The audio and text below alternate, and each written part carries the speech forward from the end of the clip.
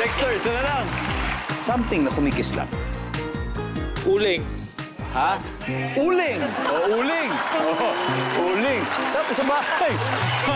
Siyempre, pag sinindihan mo yung uling, talagang medyo may kislap na yun. Lalo na kung manalo kayo. Papapagahin mo na yung uling dahil mag-iihaw siguro kayo ng inyong celebratory dinner. Di ba? Magpapauling na. Nandiyan ba ang uling? Walang uling. Jamie, isa na lang to. Okay? Something na kumikislap. Apoy. Apoy. Yes? Salamin. Salamin. Axel? Araw. Araw, San Agustin.